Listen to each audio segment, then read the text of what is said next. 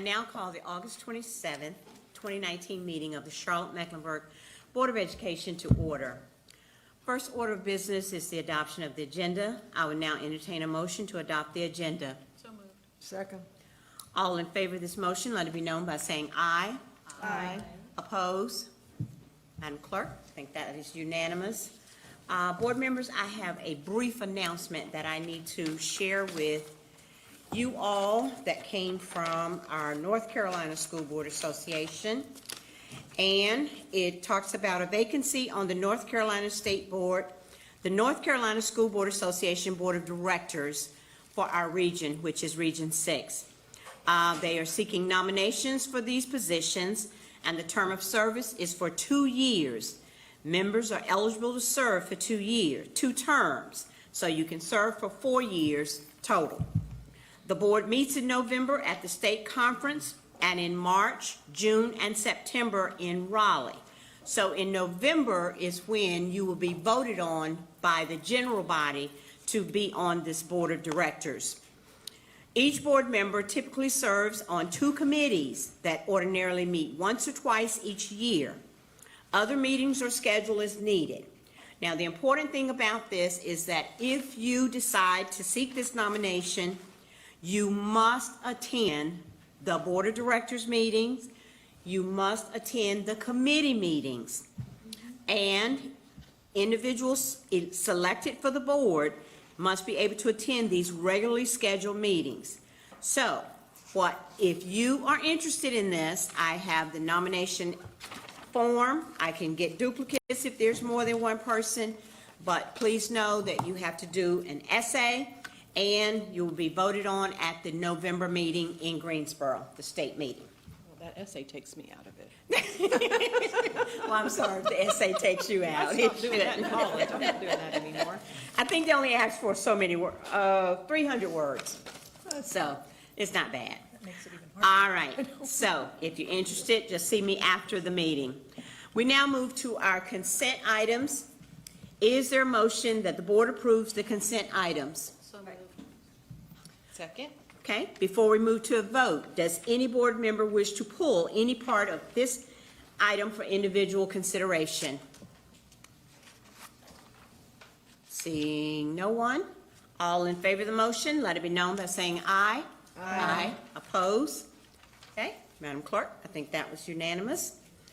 We now move to our action items, and our action item is ADA-E. Composition of the Community Equity Committee. I'm sorry, Mr. Superintendent, you didn't have anybody to bring forth for a job, did you? No, ma'am. Okay, thank you. I'm sorry, I overlooked you. Okay, composition of the Community Equity Committee. I recognize Ms. Dashew for a motion.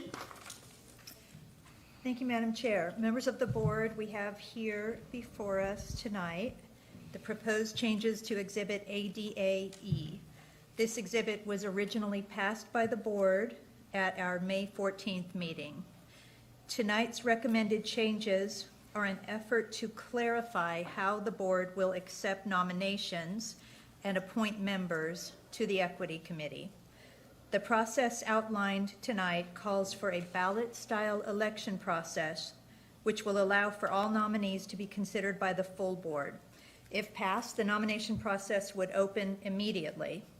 The nomination period will remain open until our September 24th meeting, and the board will then hold the election for the inaugural Equity Committee at our October 8th meeting.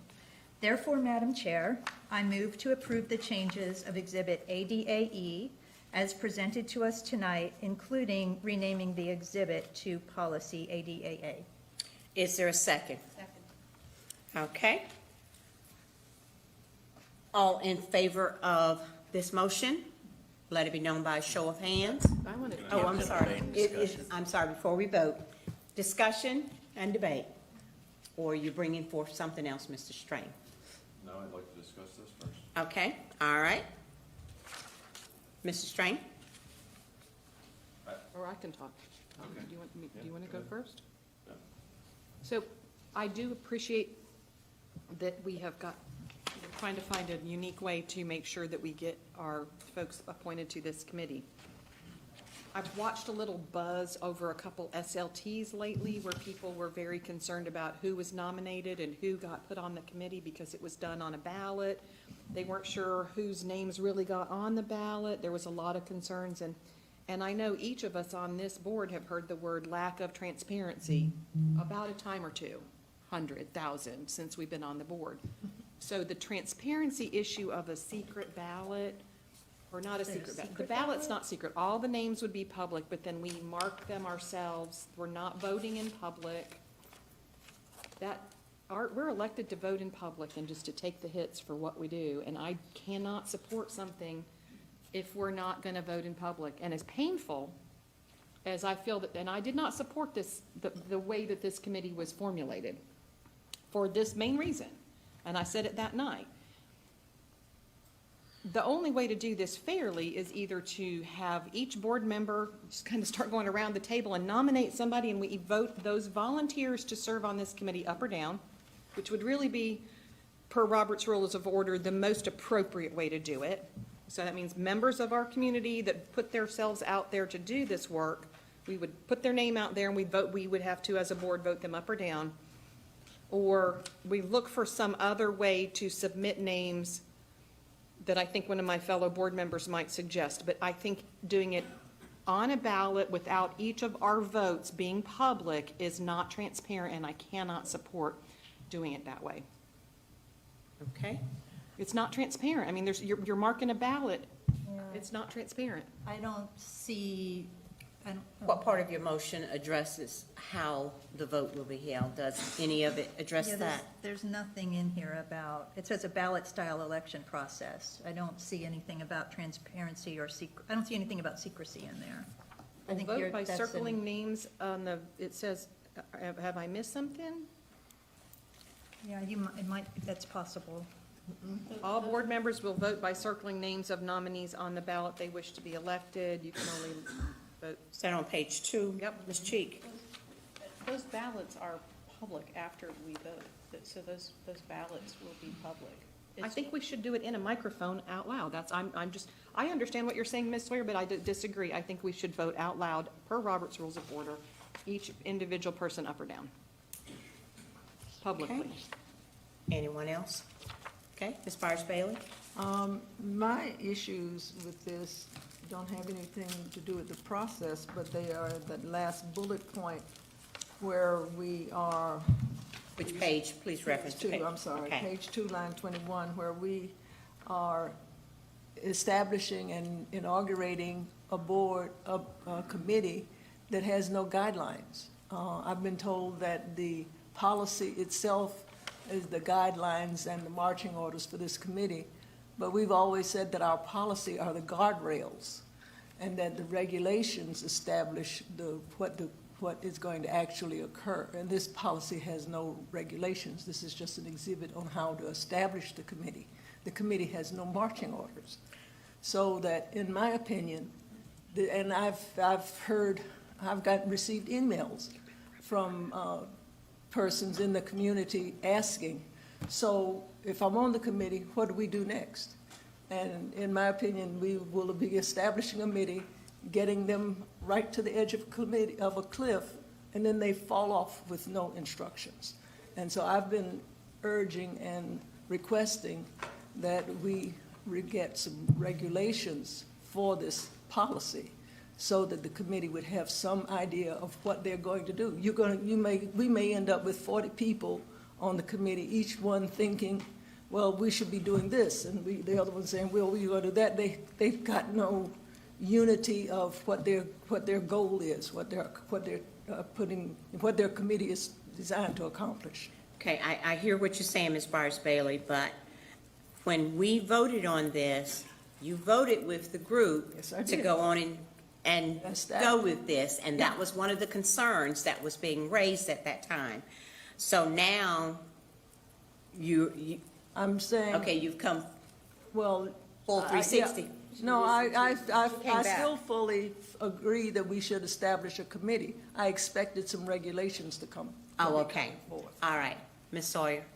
I would maintain that the policy ADA spells out expectations for the committee, in probably greater detail than the expectations laid out for the MEAC committee. Can you There's- share them with us? Sure. The CMS board will convene a community equity committee as a partner in dialogue regarding equity. Members of the community equity committee will review and discuss CMS data and programs to monitor progress toward equity. They will represent various groups, parents, et cetera, and will meet regularly to monitor progress. It's reviewing the data that is generated by policy ADA to be part of the community. Also, I think that's what it does. ADA generates reports and information. We need community partners to look at that information with us to see how we're making progress or not toward remedying disparities that we see. Okay. Anyone else? Dr. Jones? I have a question. It said that the committee will meet regularly. Quarterly? Is regularly? 4 times a year? Let's just. It let's says at just- least. At Could least. each person have their own time to speak? Let's say. Sorry, out I'm of sorry, order. but if she's At gonna argue least. each person when they talk, it's not Dr. appropriate. Jones? At least. And so we are saying we want to go by what we've written here. So they will meet, at least is loosey-goosey, nebulous.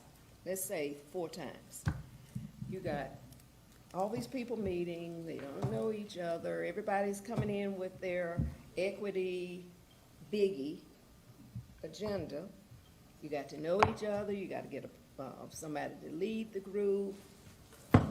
Then the meeting's over. Then several months later, you meet again, you reintroduce yourselves, and you lay out what your agenda is, each individual, and then you have conversation on what should be a beginning place.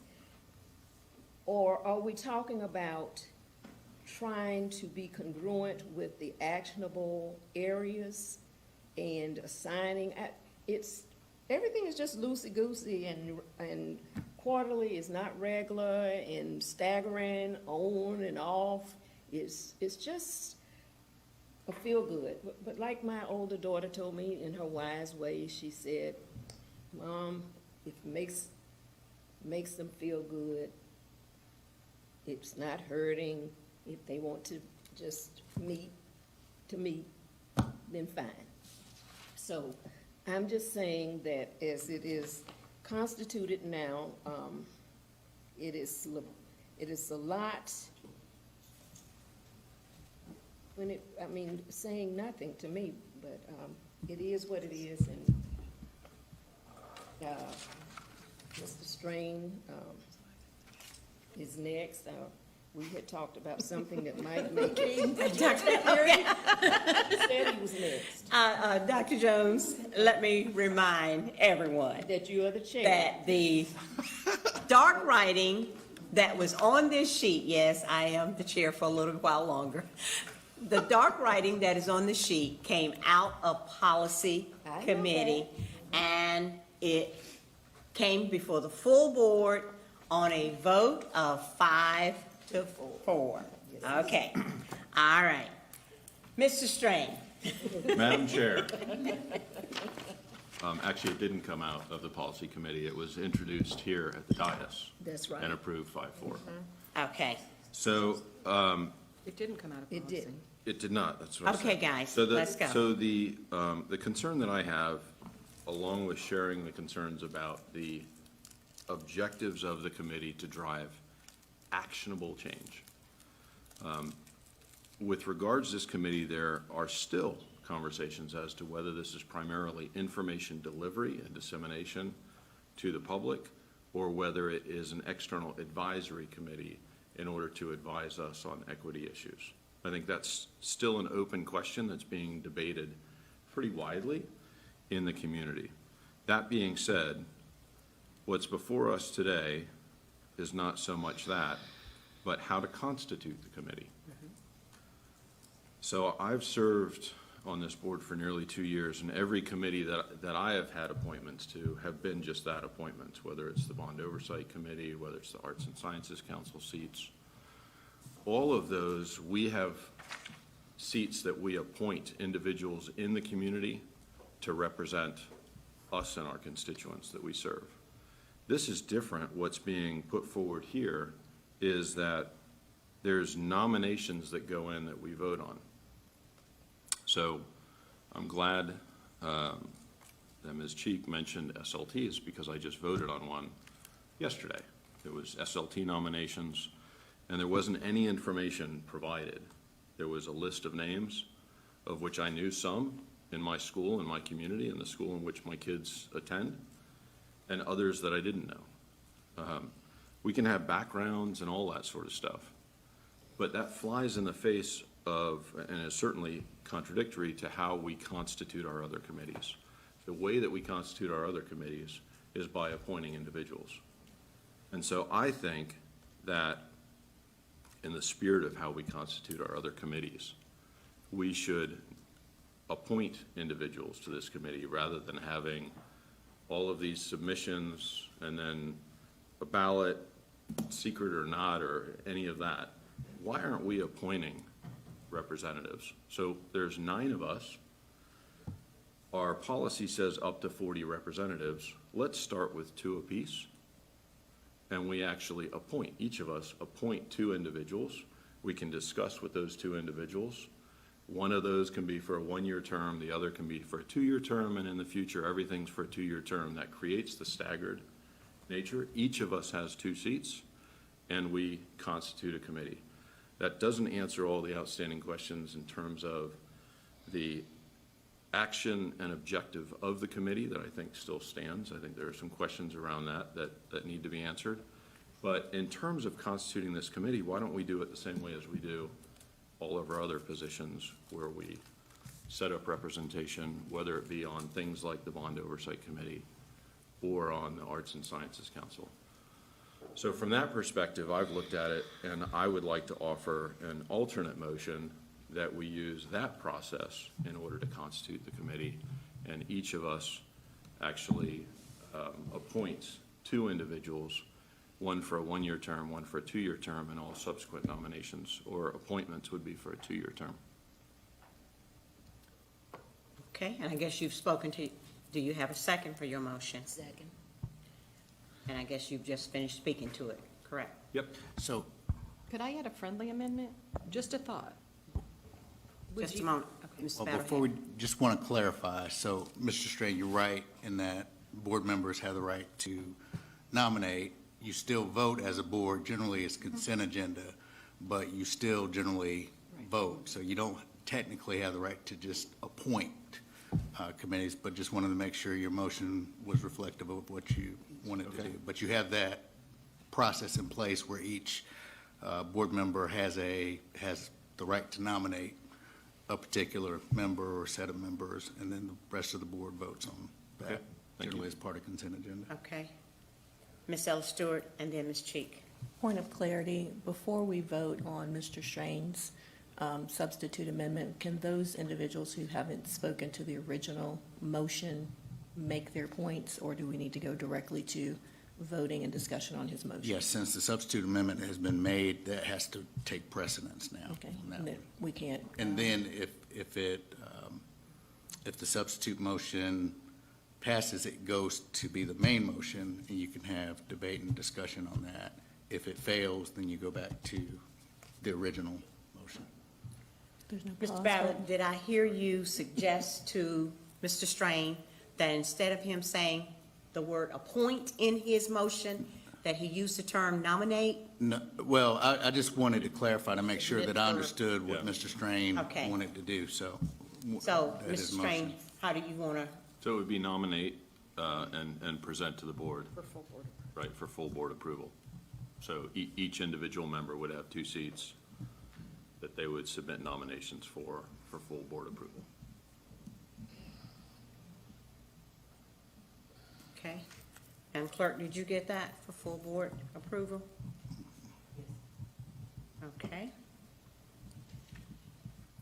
All right, anyone else speaking to that motion? You can go on that. Okay, Ms. Cheek? So in my 10 years on the board, we have one time not approved someone's nomination that I recall. And it was prior to any members of this panel being here. Okay. So in an effort to make sure that we have widespread representation on this committee, I would like to consider that our 3 at-large members, which have such a large focus and a large constituency, each appoint 3 members, and that the district board members appoint 2. That would put the committee a little bit larger. I think that you could still have the 1 and 2. 21. Yeah, I think that in knowing the large amount of constituencies that you all 3 serve as at-large members, I would want you to have at least one more appointment or suggested member for our approval. Mr. Strain, do you accept that friendly I amendment? do. Okay. Okay, just to make sure our process is Okay. correct. So in the past, the board has gone back and forth on friendly and non-friendly amendments. So is it I would think before you allow friendly amendments, it just needs to be the consensus of the board Okay. that All you right. allow friendly amendments. Thank you, sir. Board members, I'm okay with it. you're okay? Okay. I'm not so much. I mean, You're with the not okay concept. with the friendly? No. Okay. Are we talking about this particular or the whole concept of allowing Just friendly the amendments? 3 Just versus the 2. concept. No, it's not 3 versus 2, it's the concept of friendly amendments that we're now. I Yeah. thought we would, okay, are you asking me, do I like the body of the motion, or do No. I just Are like you okay with the concept of a allowing friendly in amendments? general, regardless of what they are. No. Okay? Did you say no? Ms. Ellis Stewart? I'd like to make a friendly motion. Even more friendly? I bet there's an. I've been dealing with a migraine all day, Talking is about to come. so migraine talk. I'd like to, if possible, make a friendly motion to Ms. Cheeks. Friendly motion, is that Okay, acceptable? so- General counsel? Let us see. So here. I know here's- it's not. Well, if we're, so They're gonna you friend me can, out. what's that? No, I just said they're gonna friend me out. Okay, Well, so. at least we're not cussing so- each other out, so. So here's where we are. Mr. Strain offered an amendment to the Bain motion. So if you're not allowing friendly amendments, then Mr. Strain's motion can be amended to 1 degree by Ms. Lennon. Okay, so Okay. now you're on debate. Ms. Lennon, did you intend to offer your amendment?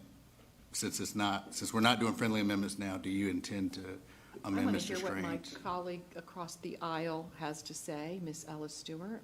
Sure. This is not a friendly Okay. motion, it's just commentary. I am challenged by the notion that only groups can nominate for the committee. I understand the premise for it, and so maybe if we could do a hybrid approach. I like what the 2 of you have recommended in terms of board members also making nominations to be considered, but also keep in mind that we have the ability to have up to 40 members. And so maybe whatever the math is between the 2 district and the 3 at large, I think, if we could also take outside nominations, either from individuals or from groups, so that we have a broad body and we can, if we choose to go up to 40, we have the capacity and the number of nominations and applicants to do so. Would you do the ballot like they did, or would you just bring them up on as? I do not prefer the ballot method. I think that just in precedent and keeping with what we've done before, voting on people like we have and just like all the other elected bodies do, I think is appropriate. I absolutely think that was something I actually brought up before, so I would accept that friendly amendment to my friendly amendment, but I don't think we can double friend, so Yeah. perhaps we should just vote on Sean's and have Ms. Ellis Stewart make a whole new amendment. Ms. Sawyer had her hand up. I am less inclined to support a system by which board members individually nominate members of the committee. And that's based on my experience serving on a committee that was formed that way. And what I observed was a sort of proxy war on the committee where, you know, people felt they were representing the person that appointed them rather than a constituency in the community. So I think it's important for people to apply to the group and then be supported by the board as a whole. That is my main view on that. And that's from my lived experience on the equity committee years ago. The process in the policy before us isn't perfect, but I would hope that we could pursue it, try it, change it in a year if it doesn't work. But what this process allows is for groups like Generation Nation or ESFR to appoint up to 5 people to serve. And one of the reasons for having a larger committee is that, with all due respect to Kendall, I would rather this committee have 5 Kendalls on it so that we have a broader representation of students and so that we have some of the synergies among groups. So that to say, I will not support an amendment that is about individual board members putting forth their nominees. Okay, Ms. Ella Stewart? I understand those concerns, and I think, you know, what I'm recommending is a hybrid where you have some of the committee members appointed with the methodology that Mr. Strain and Ms. Cheek have recommended, and then the other portion through the methodology outlined. And so you do kind of get that mix of folks, and you can have that broader representation and have some compromise. Recognizing that our last vote on this was a 5-4, you know, putting forth ways to compromise to create the committee, or 6-3, thank you. Either way, it was barely. Putting forth ways to compromise in terms of the creation of this committee. I've been on this board for 8 years. The last equity committee was terminated prior to my coming on, and we are a long time coming in putting this type of citizen watchdog advocacy group in place. And it's not just about feel-good opportunities, but it's really about what our data tells us. Our data tells us that equity has been lacking and on the back burner. If you look at the academic results for students of color, for students who live in low-wealth communities, if you look at disciplinary disparities, and if you look at disparities in terms of our capital facilities, just looking at schools from one community to the next, you can see that equity issues are abound, and that this board cannot fully do the work around equity by itself. And so we do need the apparatus of the committee, but I think we have to figure out how we can do this in a way that everyone can live with the creation of the committee, and then also, to other people's point, be very specific about what we need them to do to help us. I think if we go back to the areas of action, and they are called areas of action for a reason, to allow the folks on this committee to help us not only to review and monitor, but also to be very specific in saying, how is this impacting the community at the ground floor? How is it impacting our teachers, our students, our families? And then being empowered to give us recommendations, to tell us when, hey, maybe you aren't thinking about this appropriate.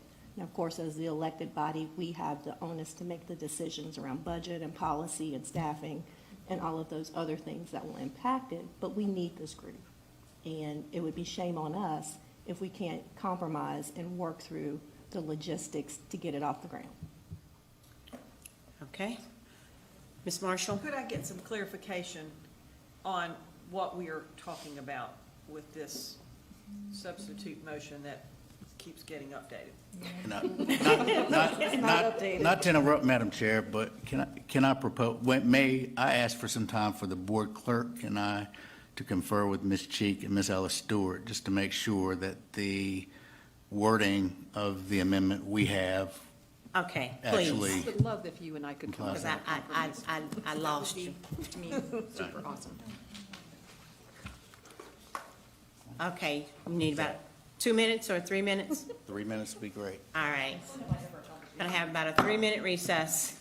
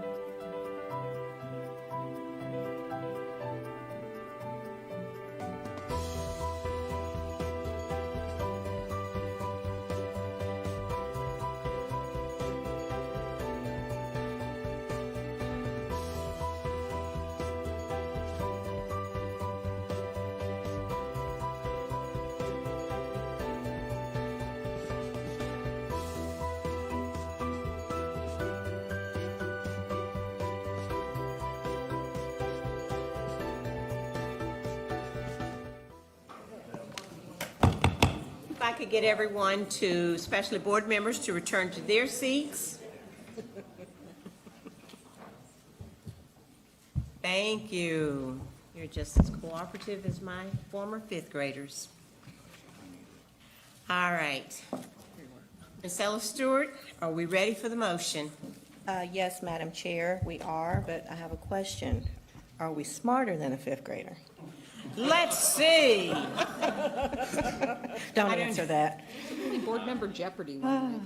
All right, so I'd like to make an amendment to the motion that was on the floor. The Community Equity Committee will be comprised as follows. All board members and the student advisor can nominate 2 members.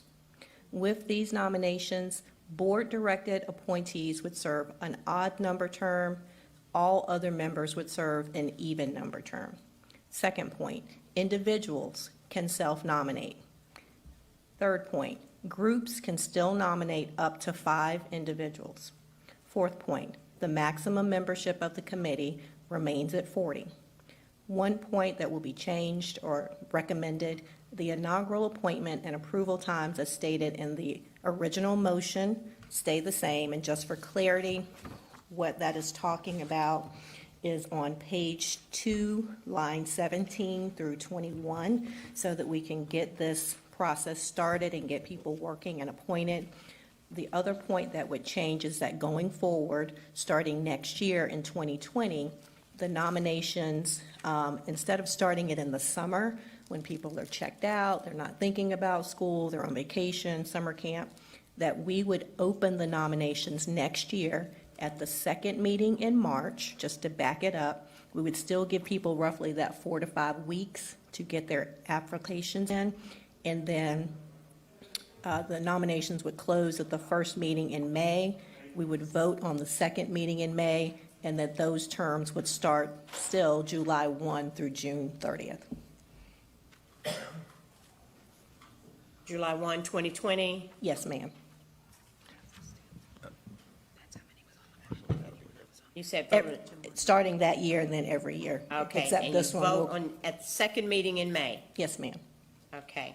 But we would keep the timeline for now that's Okay. outlined on page 2, line 17 through 21, so we can go ahead and get the committee Okay, started. Ms. Ella Stewart, do you have a second for your? I second the motion. All right.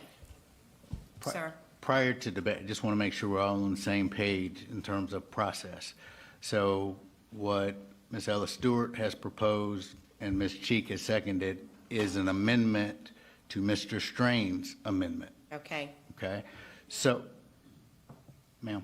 Ms. Sawyer? you- No, I just am confused, because I thought it's sort of, I don't know what's left of Mr. Strain's amendment. That's Mr. Strain's, so, and maybe it helps to further explain the process.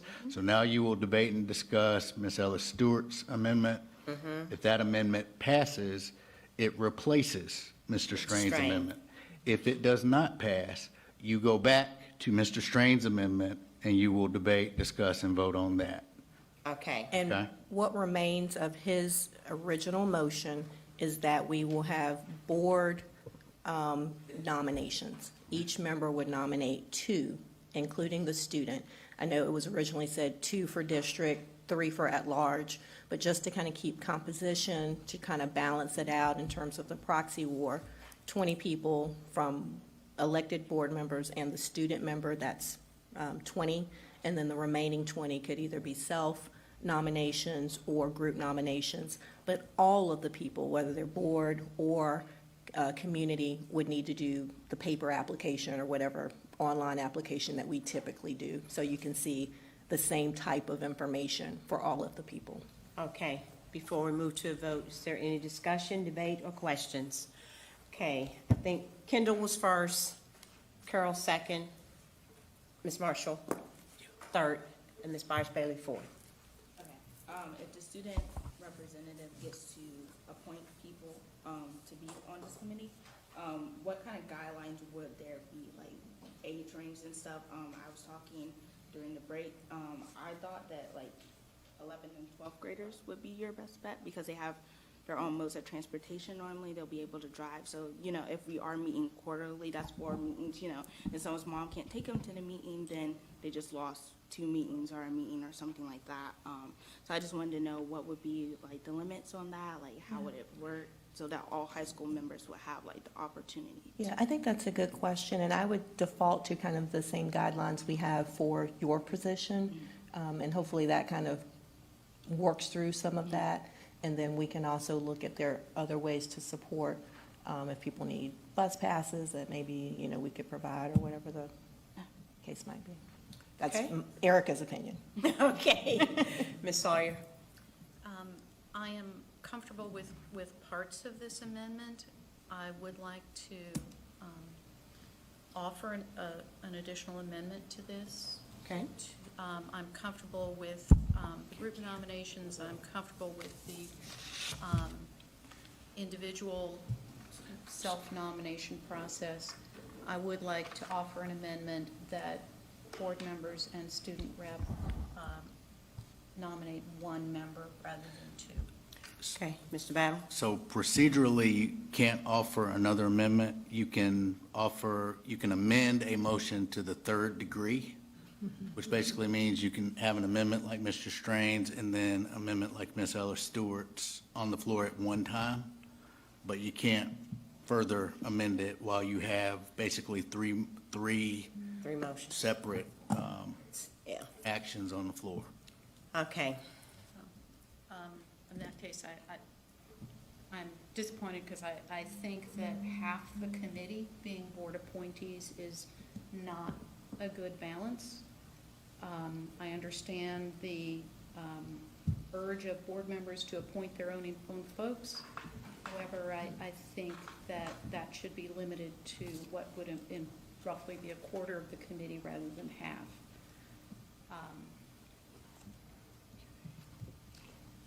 I'm open to that, but So I as think a we need to friendly- be, well, if we we're- need to can we- discuss it. If we, well, then can we discuss it if we've been in this sort of crazy friendly amendment land? We've just, So you said, board said you didn't want to do friendly amendments. Is that correct? Right. So, I mean, just process-wise, That was the understanding. okay? Nothing friendly. well, nobody asked me. I mean, I came to you. no, only heard from Felton Byers So- Bailey. You so- didn't actually go around the room. So that's, So generally, with that, if you don't have consensus, then you would need to have a motion to do employ a friendly amendment process and debate and discuss that. You can certainly do that. You would need consensus to do it outside of a straight motion to use friendly amendments. All right. Is there a motion to do friendly? I'm not suggesting that. I know, I'm just I know. saying. Mr. Battle? You're making it hard on a sister, but anyway. Well, Okay. Board members, do you want to do friendly amendments? And I'm going to point to you, you tell me yes or no. No. I can't hear you. No. Mr. Strain? is this My- forever and always? Yeah, my No. understanding of, Tonight. we're not talking about this amendment, it is a question of, I'm good with friendly amendments. with this Well, debate, well, maybe I'm this misunderstanding. debate. For this debate. Are you talking Okay. about the amendment that she just recommended? No, Okay. this is a Now. question of, do we Ever in the future Ever accept do friendly friendly amendments. amendments. I can't support any No, change in that. All right then. Right. Then This let isn't me ask the forever. question again. This is not. It's just okay. for this one. This is, This is For this one. tonight. if you ask for friendly amendments, it would be for this Tonight. particular debate. It will be for Oh, on this debate. motion, On this, on this matter. Friendly Yeah. amendment. Okay. For Sorry, this for this one. debate, Dr. Jones. No, I don't want any more friendly amendments to this debate. I'd like to amend. Dr. Jones, I like the original amendment, so which way am I voting? I don't know, you tell I me. think it's no. Alex, Erica and I's amendment. I like I the think- original. Yeah, and I think there was which I thought consult, was a friendly amendment. No, I it think was there was another amendment. consultation It was a for, I didn't substitute keep motion. track, It was but a something on the order of substitute 15 minutes Oh, Robert's between rules of various disorder. members, so I don't think a friendly amendment at this point is appropriate. Okay. Kendall? I know. Ms. Dashiell? So we've spent a few weeks trying to pull people together into consensus and dialogue. There's a whole lot of flurry of activity right now, which is good. When you asked earlier this evening where we were with friendly amendments, I said I was good with it then, and I'm good with it now. Okay, No. We have already put this process through a couple layers of friendly amendments, and I think it's disingenuous to say, oh, now, because I maybe don't want this amendment, that I'm going to shut it off. So I find that. Have you done I've- No. We didn't have friendly amendments. We didn't vote on what you said. I mean, Well, it's just Okay. the technicality And I never of the made a term. motion either. tell me yes or no. I would like to make a friendly amendment. So your answer is yes? Yes. Okay. Yes. Yes. No. All right, so what's the count? 5 to 4 plus Kendall, that makes 6 to 4. So it's 1, 2, what did you say? For the board, no. It's Okay. 5-4 for the board members. No, All no, right. no, no, no. 5-4 It against. can only be, 5-4 against No. friendly amendments plus Kendall. Kendall doesn't get a vote. Yeah, So it's 5-4. so it's 5-4. Against. So, all right. Erica, can you please restate your motion? Sure. So that, I'm sorry, Margaret, what was your question? I had a, and on the motion that Erica stated, we did not talk about how we would vote on any of these individuals. So, I can speak to that. and so one thing I was interested in was the 20 non-board appointed self and group nominated individuals. I feel that folks that take the time to put themselves forward in this manner, and we will have information on these, just as we would have for the other board-appointed folk. In real time, to put them through a possible no getting on this committee, let's say we had 40 people that came forward asking to do this, and what I consider is going forward to be a very positive process, but we start out negatively, that we would tell 20 people, no. So I feel like in our ballot would be public, but in real time, it would just be a little bit of a gentler way, frankly, to begin this process. So I am concerned about community feelings on folks that put themselves out there for this. So if we did have an up or down vote, I think the community needs to understand that. But I would encourage us to do the ballot process for the 20 people that come forward from the community in a self-nominated fashion. Okay, did your motion address that, Erica? My motion does not speak specifically to that, and in situations where we do not specify, we basically revert to Robert's rules. However, in consultation with our general counsel, at any point, we can specify what that process is. Okay, We meaning the chair? The chair? board. The board. the board. Does that satisfy your concern, Ms. Marshall? Yes, but we would have to agree that Does that's. that mean we'd have to come back to this Tonight? process again? Well, maybe wait and see how many people actually apply. So we don't even know. We don't know, but I mean, if we're debating this right now, it'd be nice to get that settled. And that's a case where, because we are doing this on the fly,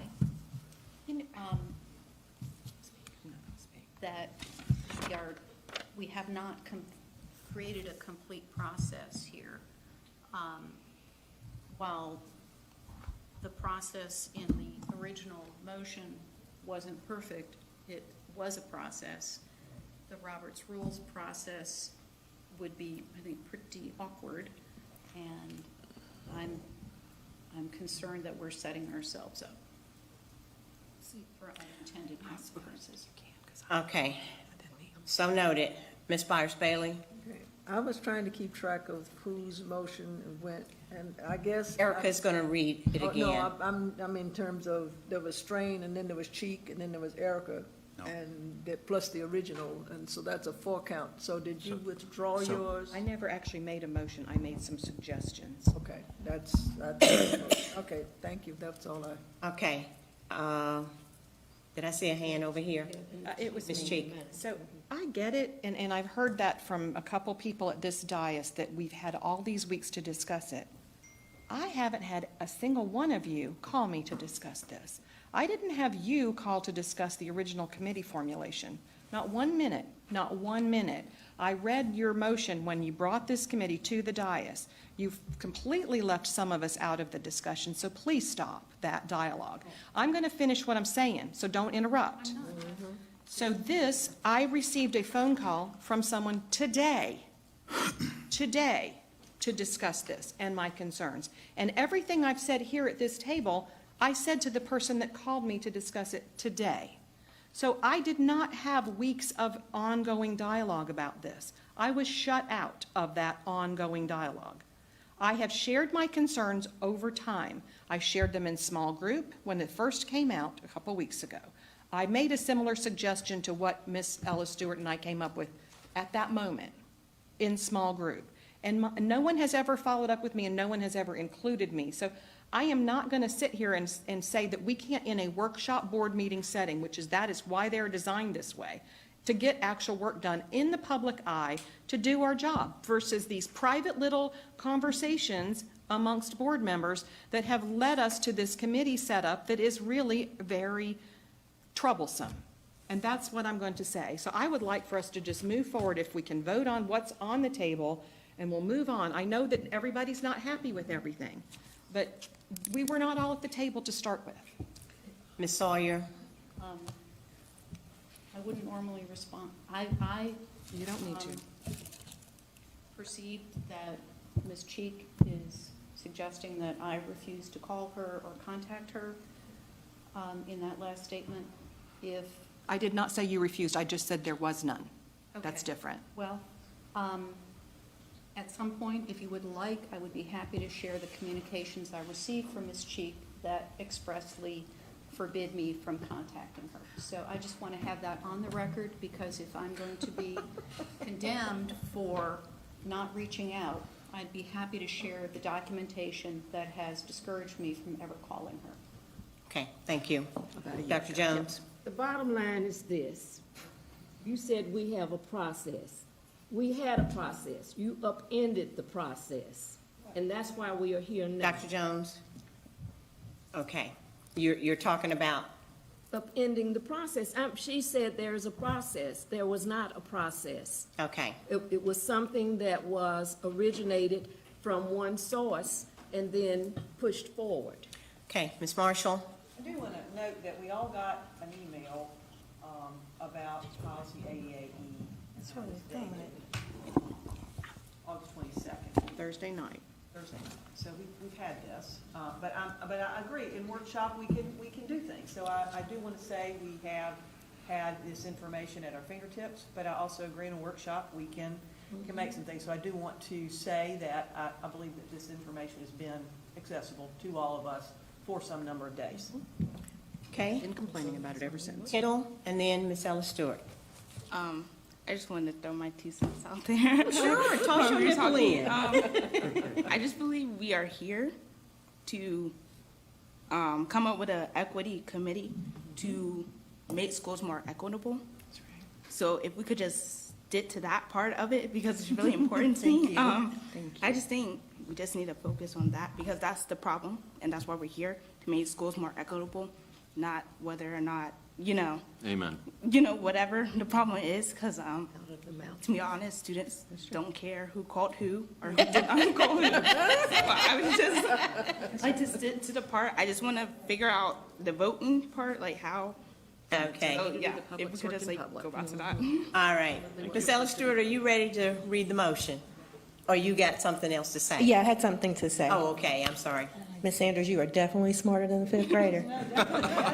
I concur 1,000 billion %. We have to remember, this is about kids and their lives, and how we can get in a better place as a school system to serve everyone in the way they need and deserve to be served. And the work of equity, this shows. It's messy, it's icky, it's not always comfortable, it's not cookie cutter. You have to get in, do the work, not sling mud, but get in the mud, get in the dirt, and do the work and examine, perspectives and attitudes and backgrounds, and more importantly, the data.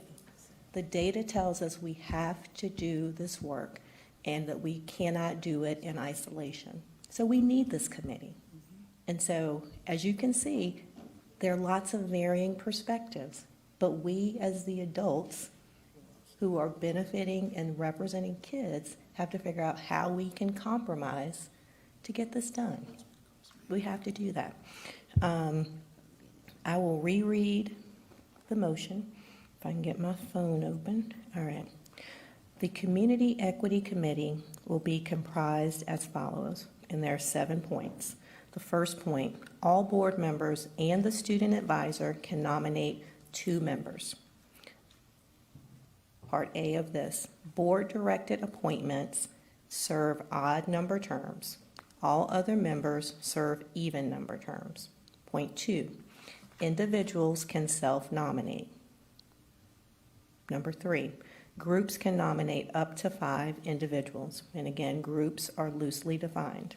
Point 4, the maximum membership of the committee remains at 40.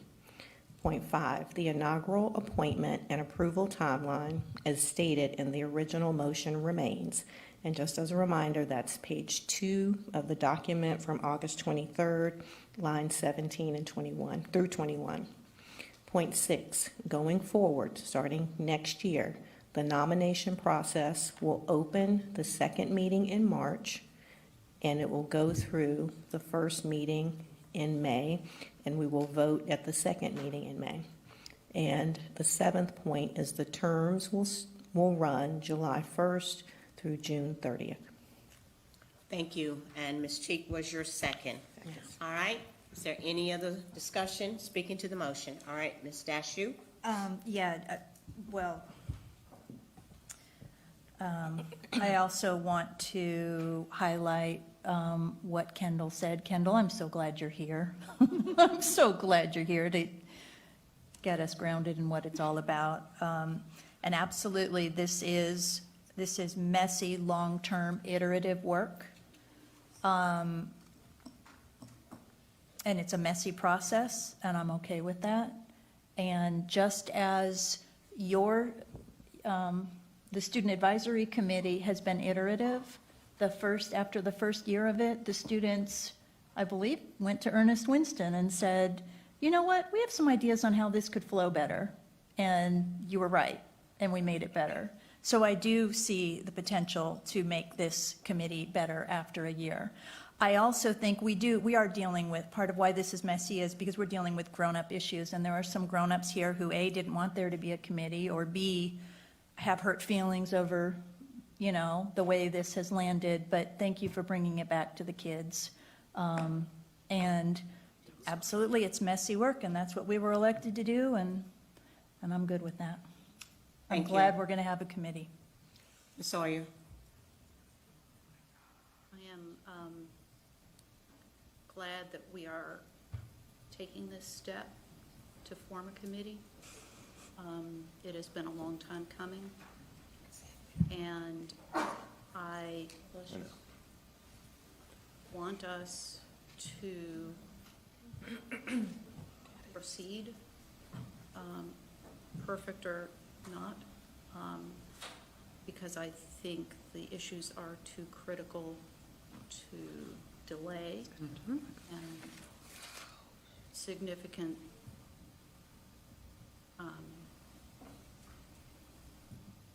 we cannot afford to let the urgency of this languish. Thank you. Mrs. Strain? Can I just ask a clarifying question?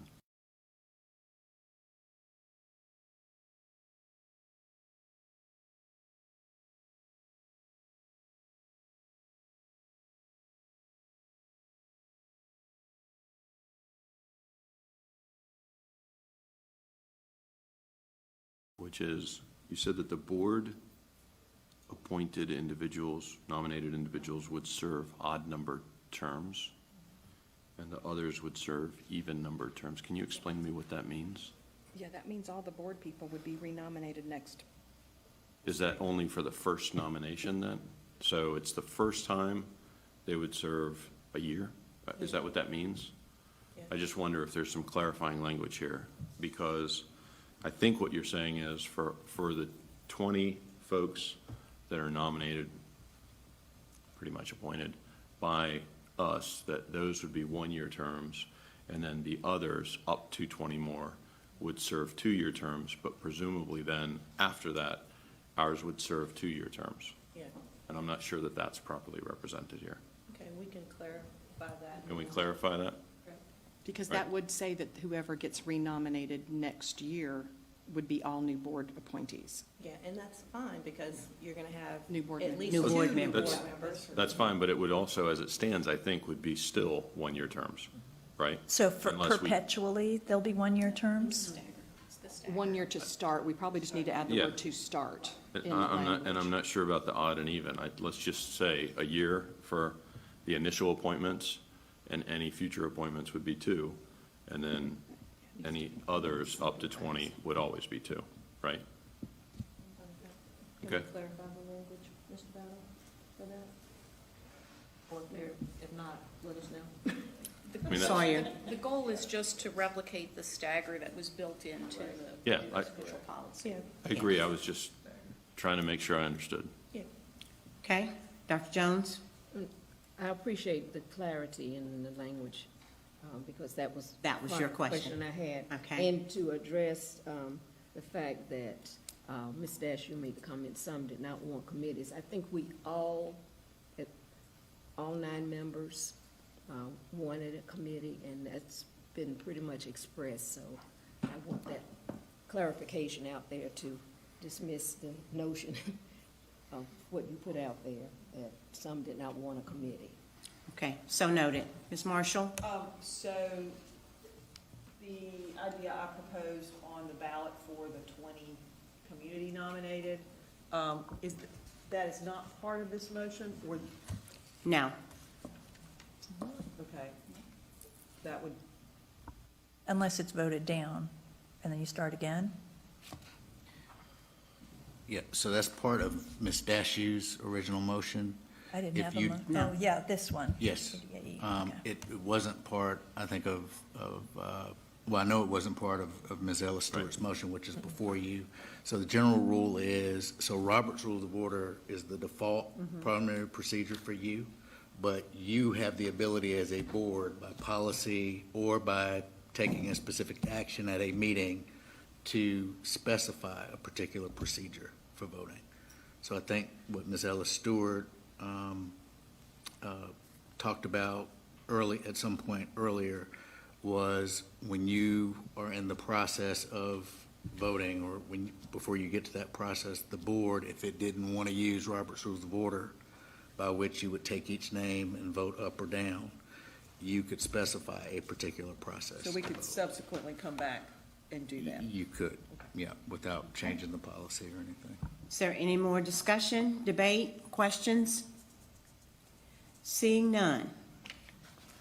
All in favor of the motion presented by Ms. Ellis Stewart and second by Ms. Cheek, let it be known by a show of hands.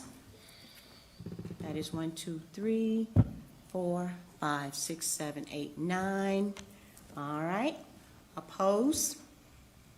Seeing none, are you gonna, you can vote. It's 9-0. You do. And now we vote on it again. All right, So, if I may, Madam Chair. yes. And this gets kind of awkward, but this is how Roberts works. So what you just voted to do was to replace Mr. Strain's amendment. You have to vote on this as a replacement for Ms. Dashy's amendment, and then you have to issue a final vote if you put that back on the table. So when you amend 3 degrees, you got 3 votes. All right. I have a Yes. procedural question for Yes, Mr. ma'am. Battle. At this point, would my motion be in order? Yes, you can amend at this point. Okay. So I would like to amend the motion such that board members each nominate one person to the committee rather than two. Do you have a second? Does she need a second? Sorry, just to clarify, board members and student advisor, Yes. one person? Board members, sorry. Yes. Yes. Okay. Do you have a second? Evidently not. Okay, Okay. then it fails. She did not get a second. All right, so we go back to, This is your Motion. second vote on this particular. All right. So this is amending Ms. Dashew's motion. all right. Okay. All in favor of the amended motion from Ms. Dashew's motion presented by Ms. Ellis Stewart and second by Ms. Cheek, let it be known by a show of hands. 1, 2, 3, 4, 5, 6, 7, 8, 9. That is 9-0. No one opposed. Well, I have to still ask, anybody opposed? Okay, No. none. One more. Now we vote one more Now, time. this vote would be your final vote. So you are determining, you can amend at this point again. This is the final vote, though. After this vote, this becomes your omnibus rule for how you appoint members to this committee. Okay. Just so we can to do. Yeah, you can make an amendment, anybody can amend at this time. Your motion is, your main motion is Ms. Ellis Stewart's motion that she Right. read. You can amend just as you would, just as you did with Ms. Dashew's main motion. Okay, Ms. Marshall? I vote, or I'm sorry, I make a motion, I make a motion that we use a ballot process to vote on the on the up to 20 community nominated individuals. Do you have a second? Second. All right. All in favor? We have discussion. Discussion. Discussion, debate, questions on Ms. Marshall's amendment? Seeing none. So, Ms. Marshall's amendment is basically to mirror what is currently was in the original draft? Is that what you're asking for, Margaret? Yes, it is for those 20 community nominated individuals. So rather than doing it ad hoc at the time, Yes. So, Okay, okay. Could I ask a clarifying question? sure. So that means that we still adhere to the notion of having up to or 40 people serving on the committee? Up to, yes. Regardless of any of this. So if we get a flood of people for that second round up to 40, that additional 20, then we have to go through that process that was outlined. If it passes. If it passes, yes. Otherwise, we would be up or down voting on every single one of those individuals that comes to us from the dais, is my understanding. That is correct? No, that is not correct? Yeah, that is That is correct. correct. I'm seeing a nod back there. That would be helpful. Could I? You can make a new motion at that point. Well, yeah, we can Um, still make additions in the future before we start. Did you raise your hand? So I'm still asking the question. So the cutoff comes up to 40? Up to 40. Okay, all right. All right. You have a question? No, I don't, I Okay. would just speak to that. We have, as a board, voted people up and down before that were nominated or that put their own self in to be nominated for something. It has happened with other committees. Ruby's position initially, right? We had a public vote to see who was going to fill that position. We couldn't come to terms the first night, right? Didn't we end up with a Right. deadlock? Yeah. I But was up to- actually but up to 20 the committee appointee to the Citizens Capital Budget Advisory Committee, and because there was some political brouhaha here on this board before I served on it, when my reappointment came up, I was the vice chair of the committee. When my reappointment came up, I lost in 5-4. my Well, reappointment. I So would- I these would- things have happened. Sure, but these are for 20, up to 20 individuals. I get it. I get it, but, and I'm not saying I don't support the ballot, I'm just, I gotta reach out to the community and find out what people think of that, because my first gut is transparency issue. And everybody will know how the vote was cast. Is that right? Is the board member's name on the ballot? Not in the, If the board We're not member's here, the name is board not on the member's ballot, then name you is not on don't the know. ballot, But all ballots don't would know. be, could be seen. I can't do it unless our name's on the ballot. I Yeah, want people to know who I then it voted is up or down. effectively a secret ballot, right? Because you don't know who voted how. So that's why I asked the question, was because whilst I don't think it was outlined earlier, and, you know, it's not a public vote if there's not a name associated with the vote, in my opinion. Okay, so noted. Ms. So- Ella Stewart? This is a perfect opportunity to use technology to our advantage and to also be transparent. We could use a system like Poll Everywhere. You can see what every board member is voting, but you can do it electronically. It's not a sheet of paper that people can't see in real time. So that is an option. Our general counsel said we can use that as a tool if we choose to. The other thing I want to address is the 40 people. I agree that we have to create some processes for team building and joint understanding. And so I highly recommend that we have an orientation for those individuals that are selected, and that orientation include a review of the Breaking the Link report specifically.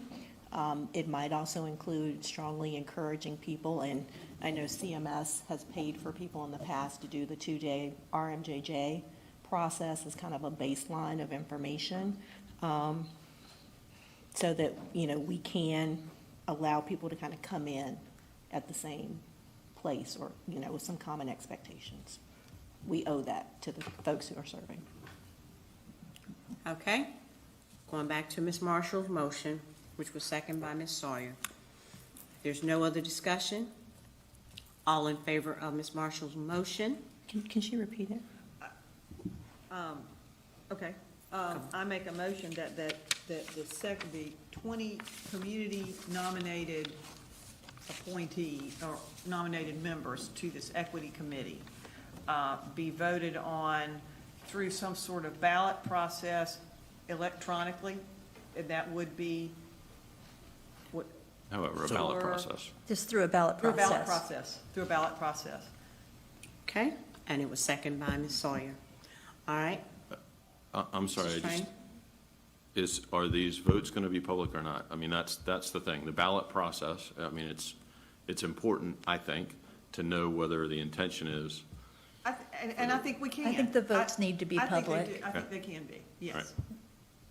What I'm looking for is a thoughtful process. That's the only difference, I think, is not, here's, you know, flash a name, yay, nay, but like, we get applications, we review them, we put some thought into it, and it's public, but it's not on the fly. You see what I'm saying? But it's So I not feel on like the a ballot fly. allows for We always that. get bios or we used to always get bios whenever people would, we have a standard committee application Yeah. process, and they attach a bio, and I would hope that this is done the same way. And that's what I was recommending. Yeah. Yeah. Yeah. Okay. Seeing that there's no further discussion, I don't think. For me? All in favor of Ms. Marshall's motion, let it be known by a show of hands. That's 1, 2, 3. Oppose? It's 1, 2, 3, 4, 5. Is your hand up? Yes, I'm like back and forth. I mean, yes, no, I'm voting no. All right. I'm voting no. But we still can take in consideration, when we Yep. get to I think that we need to part, get there. we can use you were talking about with the electronic clickers. I really Okay. like that. Yeah. Where it's real time in there. Yes, it does. and Show it we right can't on the put it screen up to Do you. it on Know board who we docs, voted. even votes Exactly. on board docs, we could do it through that, right? Because if we ever get Okay. figured that out. All right, now, back to Ms. Ella Stewart's motion, which was seconded by Ms. Cheek. All in favor of that motion, let it be known by a show of hands. 1, 2, 3, 4, 5, 6, 7, 8, 9. 9, no one opposed, so it's 9-0, Madam Clerk. Thank you, board members, for getting the committee constituted partially, and then we look forward to the next part of it, which is getting the nominations and all of those things taken care of. So I thank you for that. All right, is Brian still in the house? We move to our reports and information items, and the report is the report on the status of curriculum update. I turn to the superintendent for this report. Thank you, Madam Chair. Yesterday, August 26th, was not only an exciting day for Charlotte-Mecklenburg schools because it was the opening of schools, but it was also very exciting because it was day one of our implementation of our new curriculum. And as you are aware, there was a very extensive vetting and selection process that involved many stakeholders in this process. And it will also take that same level of collaboration to ensure a successful implementation. And so with that, I am excited to turn to our Chief Academic Officer, Brian Kingsley, to provide an update on where we are with this important investment. Thank you, Superintendent Winston, Madam Chair, Madam Vice Chair, members of the board. It's an incredible honor and privilege to be presenting this important investment with all of you into our community this evening. I know you've been grappling with some really important dialogue, so I'm wondering if we can start our presentation this evening with a little storytelling. Is that fair? You all just talked a little bit about the role that you have that you take so seriously in terms of benefiting and ensuring that all of our kids benefit as a result of your leadership and that you're representing all of our kids. So I want you to envision that it's tomorrow morning. We're all really well rested. We actually slept in a little bit. And we had an opportunity together to go and visit one of your favorite elementary schools. It's about 10:15 in the morning, and it's a Wednesday. And a few of our first graders, Christina, Elvin, and Omar, are hard at work building together. Over the past few weeks, pretend that yesterday was not the first day of school, but over the past few weeks in their module lessons with EL Education, they have spent time every day immersed in the most magnificent thing, a rich and complex text about a girl who creates a scooter with her teacher. Mrs. Sanchez reads aloud. Now, later in the morning during labs, Ms. Sanchez helps them learn about tools, and the students work and talk together about how to use various tools and materials to try out new designs. More than a month into this module, Christina, Elvin, and Omar are collaborating on a magnificent thing for their classroom. A lovely box decorated with their original design that will hold colored pencils for the class to use. Mrs. Sanchez is eager to try out some of the suggested techniques that her instructional coach has suggested to her when introducing these new complex instructional tasks, having felt and seen the positive results from her work with the coach, now a valued colleague and friend, over many months. Down the hall, fourth graders Nathan, Sergi, and Alma are working just as hard. Over many weeks, their teacher, Mrs. Henderson, has immersed her students in a study of animal defenses and what it takes for animals to survive and thrive. Now Nathan, Sergi, and Alma are about to craft choose-your-own adventure stories about how armadillos use natural defenses to survive and thrive. Now, that may not seem like a lot, but in the midst of all of that exchange between students and other students, students and their community, students and their families, and students with their teachers, all of our students would be interacting with highly complex text that is grade appropriate every single day, regardless of their reading level. Our students will be in search of building knowledge around key themes and topics to develop the schema that we know makes their brain activity make sense of themselves in the world in which we live in. This type of exchange focuses more on mastery than growth. There's lots of writing, tons of writing, lots of small groups. Students will be centered each and every day, creating, and also in elements through kindergarten and second grade where they have structured play. Also receiving daily 1 hour explicit phonics instruction. That's one of our major investments for EL education. About a week and a half from now, our 8th grade teachers, using the Open Up math resources and new curriculum, a student will end up asking a teacher to determine if 2 pictures of a bird were scale copies of one another. As our teachers walk across the room, they will see students using patty paper. Remember this separates hamburger patties? To check the angles of the beak. Some will be drawing rectangles around the birds and measuring the length and the width, and others will use a protractor to find the angle measure of the wings. Teachers will realize that the routines that they've begun to learn all summer will be put into practice and afford all of their students the confidence to explore and solve problems in multiple ways. The teachers will be struck by the thought that students will have ownership over their learning. What they will see, what you will see, what we will all see together is students learning by doing, students learning through discovery, students handling the cognitive lift, doing the heavy lifting and thinking and the work in the classroom, and most importantly, whether it's Open Up resources or EL education, there should be and there will be joy at the center of our instruction. Included in your board docs this evening are multiple vignettes, and this is just the start of a few. As you know, we just began a brand new, incredible school year yesterday, and as the year goes on, we will tell many more, much more personal stories of CMS students in this work. But it's important to share those types of things so families have an opportunity to understand what to expect.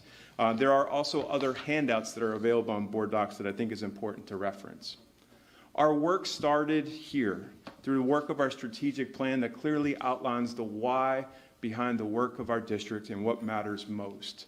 Over the course of the year, many of our departments, working in collaboration with teachers and principals and our community members, began to articulate and memorialize a clear vision for our students in terms of what that learning should look like in all of our classrooms. That is the what, that is outlined in our We Are Ready document. We've also begun to work together on a theory of action that outlines as a system, not only how can we implement high quality curriculum, but how can we do it at scale by investing in our people through professional learning, conversation, as well as engaging in the community. This work is not about instructional materials. It's really being about our core principles of being committed to equity, culture, and excellence each and every day by ensuring that we're provisioning the resources, the tools, and the professional learning and the coaching that's required to have high expectations for all students, to ensure all students are receiving high quality instruction every day, that all students have access to and are deeply immersed into grade appropriate instruction every day. And we recognize that we're not doing this to our families, we're doing this with our families and our community-based partners. The journey began over a year ago, and we have worked together and have already articulated our vetting and selecting process. And I really want to say thank you for all of your support. We have begun through, once the selections were made, a kind of a multi-phased approach of beginning to deepen the investment in our people that we serve, who are our teachers and school-based leaders, beginning in June and actually all the way leading up into late last week. We will talk a little bit about the central office supports, and I'm so incredibly proud, and I'll speak to them a little bit with more detail later, but I am flanked to my left and to my right by members of over 20 of our departments that are here just because they're warriors for serving the people in this community. And they have done everything possible, not just to serve the people that their particular department represents, but to work with each other to ensure that what we are provisioning and the guidance we are providing to schools is crystal clear, is easy to understand, and they know where to get help. And I'm just honored and blessed to be one person that represents so many incredible people in this district. And the work that lies ahead for all of us.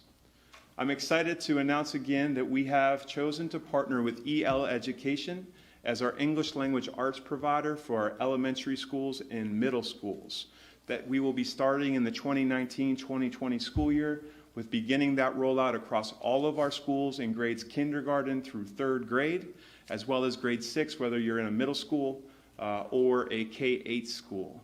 We have intentions on scaling up to the other grade bands over the next 2 years. LearnZillion is a thought partner with EL Education that helps assist our school system with providing high-quality professional development on the curriculum and how to utilize that curriculum. They're also responsible for digitizing the curriculum, so that investment is not just a print investment, but we can leverage all of the Chromebooks and iPads that we have in our district and in our homes to ensure we enable and empower our students to have 24/7 access to all of those materials. Our 8th grade partner is Open Up Resources. We are choosing to invest in 8th grade math curriculum in the 2019-2020 school year, and we'll begin scaling that back, also with the aspirations of beginning to take a look at, again, what we can do in Math 1 for the year ahead to ensure those 8th graders go into a new Math 1 experience during the 2021 school year. Open Up Resources is an incredible curriculum provider, but they are not accustomed to providing the support for professional learning at a system of our size. So they have partnered with an organization who are experts in adult learning, and that is Better Lesson, to help provision real-time, incredible learning experiences for our teachers and our school leaders. So as I said, after we made this selection in late spring of last year, our next area of focus was to invest in teacher professional development as well as that of our school leaders. I'm proud to announce to you this evening, if you look at the incredible impact of how many teachers across this school system were a part of this incredible change management initiative. We have over 2,000 of our teachers were provided over 2 days, actually 3 days as of last week, of high quality professional learning before ever even teaching these materials for the first day. That includes just over 80 of our 8th grade math teachers and over 1,000 of our district and school support. So that's not just school principals and assistant principals, that's all of our instructional coaches, our EC teachers, EL teachers, TD teachers, and I know for the community that's a lot of acronyms, but we want to make sure that this is a holistic approach, that we're not leaving any students behind. And also our district leaders and school leaders, as this work is new for all of us. We have a really intentional and tight plan for onboarding any new teacher to the district. If they start tomorrow, we're ready to provide and provision them with support, not just through virtual onboarding, but we have many other face-to-face experiences that are planned over the course of the year. And it's just an incredible experience, and this would not have been possible without the collective team effort with our partners to make sure that it's not just an experience where they attend professional learning, but it was one of very much a high quality. So the experience that we are looking to attain as a system in each of our classrooms is going to take a lot more than high quality materials and asking all of our teachers and school leaders to attend a couple days of professional learning. It's going to require us to think differently, to organize ourselves differently, and to provision guidance and supports in a manner that incentivizes the behavior that we want to see in all of our classrooms, because this work is complex. It's messy, and the planning that's required of all of our teachers to do this well, and to not implement with fidelity, but to implement with integrity, where we're able to make sense of our local context in each of our classrooms and each of our schools without lowering the standard, is going to require all of us to do this work together. I'm really proud to announce that our school system has adopted a concept called CREWS. We modeled this after EL Education because when we're doing this together, there are no passengers in a crew. We all are holding an oar in our hands and we're rowing together, and we recognize that it's going to require all of us to work together in multiple ways in order to provide seamless integration and support to our schools. We have 3 crews at the central office level. One represents our elementary ELA investment, and the 2 other investments at middle school, one for mathematics and another one for English language arts. And these staff members, many of them who are here and many of them that could not be here, represent over 70 of our team members who have really devoted almost all of their time, 50% of their time learning these new resources, and another 50% of their time identifying how they can create guidance, tools, and support to ensure that we kick off this year seamlessly. And they've done an incredible job all within the last 2 months. All of the resources that they have provisioned, I have samples for you, and there's some guidance in the appendix of our presentation tonight that I won't go deeply into, but they're also available to all of our teachers in our online learning platforms. I have an opportunity to celebrate. Many of the board members asked, I want to know who all of these people are and who they represent. What you see up here is over, I think, 16 of our departments that represent the district, from arts and PE, our AVID department, beginning teacher support, data and accountability, English language learners, exceptional children, our equity department, both elementary and secondary learning and teaching, our learning communities, magnet schools and programs, media services, MTSS team, personalized digital learning, talent development, technology, and Title I. And I would share with you, I probably missed a couple as a result of all of the incredible efforts that are happening, and I feel really embarrassed if that's the case. But what I can share with you is each of these departments are represented in our crews that are supporting the integration of this curriculum and the change with all of our teachers each and every day. But I would also share with you that there are other departments working behind the scenes, who are our communications team, our finance team, our operations team, who are helping managing the logistics of a lot of this work, that work can't happen without them either, to ensure that we have a first-class experience for all of the people that are involved. These different crew members have been creating deliverables to help ensure the integration of our curriculum was not just attend the PD and good luck. We wanted to make sure that as we talk about revising and reframing a new standard floor of excellence across all of our English language arts classrooms and math classrooms, that we actually name and define what those commitments are. As I shared with you, we have more information regarding all of these commitments and deliverables at the appendix, but also I have some hard copies for you that I'm happy to share with you. Step 2 is internalizing the curriculum. These multiple resources, we want to make sure that our teachers have the time and the space to fail forward, to understand, to ask questions, to understand what it means for them, because they're not a set of activities that we're simply asking them to allow kids to do. They're also professional learning documents that are helping teachers understand their standards, understand how to take a highly complex text and ensure a struggling reader can access it, ensure that our English language learners and our students with exceptionalities all have access points to engage in the same grade appropriate instruction as their peers. That ensures that our teachers must figure out ways, working together in their professional learning communities as well as individually, to think differently around how they plan for their curriculum, thinking about the individual students and applying their local context of each of their classrooms without lowering their standards, and as well as thinking about how they actually introduce the themes and topics to their students as well as their families. This will also begin to extend in the fall to our multiple municipalities, our nonprofit providers who are providing before and after school programs, our faith-based community, because everybody has access to this content and curriculum. And what I would share with you is a last deliverable, but also a very important one that many districts, and I've made some mistakes in the past around thinking about this, is that we really need to provide upfront guidance around the role of assessment and grading with these new assessments, with this new curriculum. And that's really important. And I think the collective team here has done an incredible job of answering questions and provisioning the support that our teachers deserve.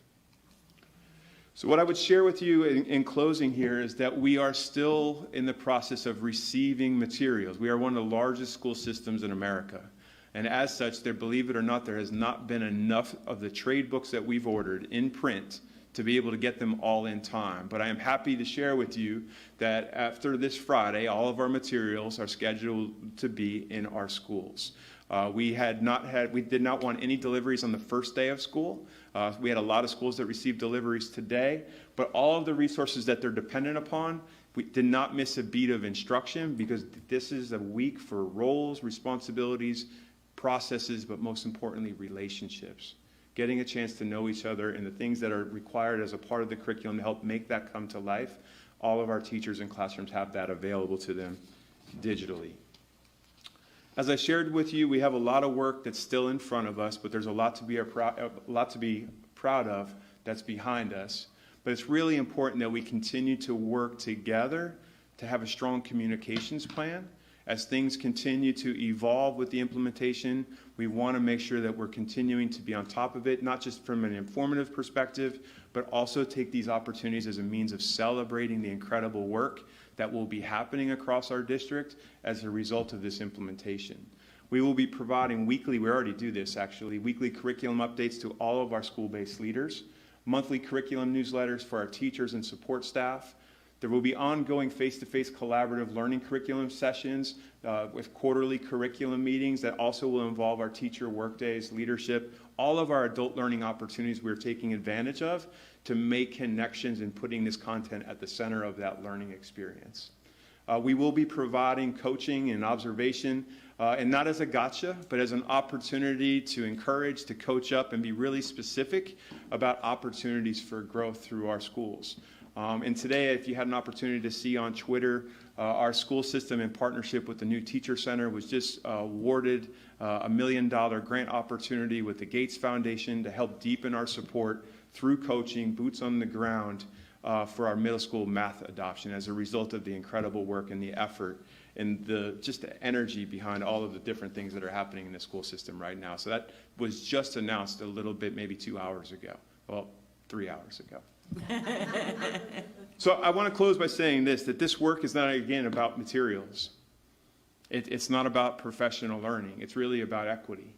And you as a board, corporate, have been allowing us, through your gratitude, through your vision, allowing to make this work possible to ensure all of our students have access to high-quality, standards-aligned instruction every single day. And that can't happen unless we can ensure that the resources that are required to do that are in place. And I feel really incredible and grateful to be a part of this journey with all of you and with these incredible people that are here tonight. So thank you. I'm happy to answer any questions if you have them. There are materials, as I shared with you, that are available both on board docs, but also here if you would like a print version of some of those guiding documents. I'm happy to provide them to all of you. So thank you. Thank you. Dr. Jones? I want to say thank you for the incredible work. You have been forefront of rendering what I call a seismic change in high achievement. As we had spoken very briefly earlier, high expectations, which is also one of those goals, I see that engendered in what we're talking about with staff and with leadership. But equity work, too, is about a growth mindset within the child, the student. It used to be called motivation. And as I visited schools just on Monday, I saw that word growth mindset and all of that. But what I want to submit is that part of what I hope the community equity panel or committee is that the work that they would do sparks a groundswell in the community to do the equity work. Because equity is about doing something meaningful to connect youth with ideas, ideals, and goals that students, a lot of times those students who are in disadvantaged homes have no idea of. So high expectations is widening horizons for youth. And that's going to take community support, community mentoring, community tutoring, community understanding of this goal of high achievement. It cannot come just community, school system down, but it has to be a community support up by working one-on-one with students, forming relationships, and helping them to see the possibility in what a growth mindset means. So I want to commend the work that you've done, but at the same time, I want to hold the community responsible, those persons who are always hacking on what CMS is not doing. We are making a valiant effort. I see it, I know it through all the training I've had up to my highest degree, that this is good stuff, this is good work. But you have to have that groundswell of support to help students understand where this high achievement can take them and get that buy-in for it. Yeah. So I appreciate greatly, and I extend that to the community, that you do something worthwhile in doing the work of equity and not just data sitting and looking, but hands-on. Thanks. Thank you. Thank you. Ms. Marshall? Thank you for those remarks, because I think that certainly sets the bar here. We're raising the bar, we're raising the floor, and we're raising the ceiling. Couple things I wanted to ask and comment on. One, I believe this is an open source curriculum, as you mentioned. Could you elaborate for the community what that might mean for parents that want to come in and know more about this to support their students? Sure, thank you for asking that great question. So both Open Up Resources and EL Education are considered open educational resources. I know it's confusing with all the terms. An open educational resource means that the content for teachers and for students is free and in the public domain. I would say that anytime we invest in an open educational resource, though, it's free like buying a puppy, like you're getting a puppy. You really have to take care of it. There's going to be investments on top of it. So our partnerships with LearnZillion, our partnerships with Better Lesson, our provisioners of PD, but we're also purchasing a tremendous amount of print trade books and other suggested books to be at the center of the instruction for all of our students, that they can bring those resources home. To help ensure that they're not just dependent upon online computer access. There's also print manuals. So if you are at home and you don't have direct access to internet and online, we are not going to shut you out. We're going to ensure that you are set up. But for our other thought partners who are running after-school programs, tutoring services, our faith-based communities who want to find ways of helping on weekends and during the summer, they have access to all of these resources in a manner that can help us celebrate the themes and topics, but really approach literacy and math instruction in a way with coherence, in a manner that I think is just really incredible and exciting. Well, that leads me to another point. So I know Reed Charlotte is a big partner of ours in terms of support for students that are struggling, and their helps work and then the other work in Reed Charlotte, they are aligned then to this new curriculum. They've been at the table since day one. They're incredibly excited. We had the Belk Foundation that was also here and represented earlier this evening, amongst other key foundations. We have an incredible ecosystem in the Charlotte-Mecklenburg community that want to support our literacy efforts. And those thought leaders have been a part of this work and this journey from the beginning. And one more point. I know that sometimes people might look at this as a very prescribed curriculum. I don't get that that is what is happening here. I know that there are more resources that are more centralized for teachers to use, but it's not like there's a daily pacing guide that you adhere to, correct? Can you sort of speak to that? That is correct. So yes to everything you said, but let me explain a little bit more.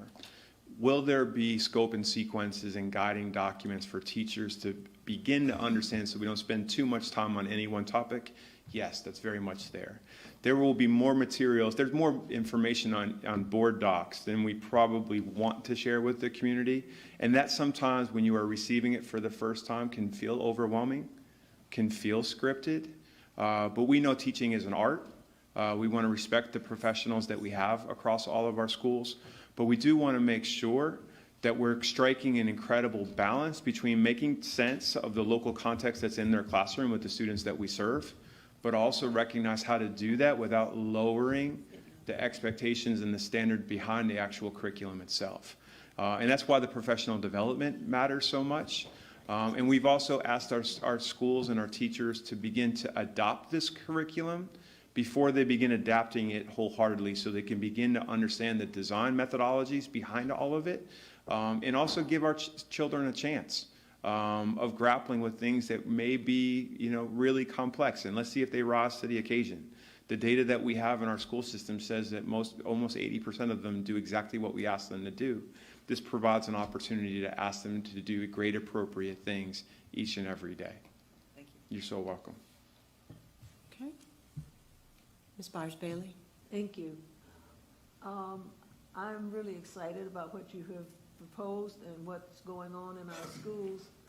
And I'm wondering how are the parents going to be able to assist their children with this? You said it's open source. Does that mean the parents can get a little PD by going online, or so that they can help their students when they're at home? It's a great question. It's not, there's going to be a lot of different ways. One thing that I'm excited about sharing with you at another upcoming workshop is that one major focus for all of our schools, school improvement plans this year will be around parent and community involvement.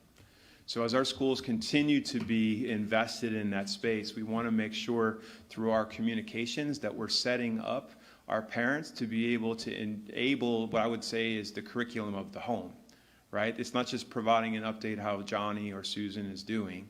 It's really being able to pinpoint what a parent can do at home, providing them key areas, types of question stems that they can ask, things that they can read to their child and do together, as well as trying to identify real type activities that we can do within the Charlotte-Mecklenburg community that are almost expedition-like, to be able to involve our museums and the arts and different areas of all of our municipalities to extend this beyond just what may actually even happen across the kitchen table or at home across a desk, that there's an opportunity to actually go and be a part of things as a result of what this curriculum can provide. Now, we have a lot to build in order to get there, but some of those key service learning projects and character development projects already exist in EL education.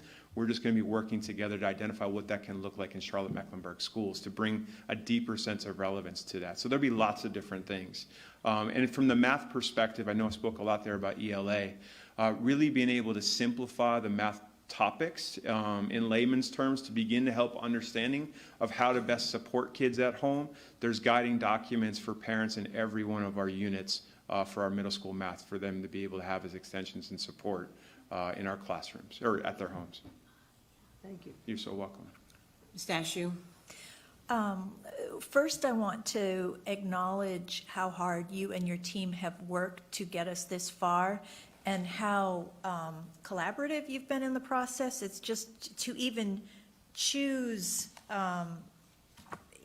EL and Learn Zillion and Open Up and Better Lesson, the amount of community meetings that you had and the internal inclusive meetings, it just feels like it's been an extremely inclusive process.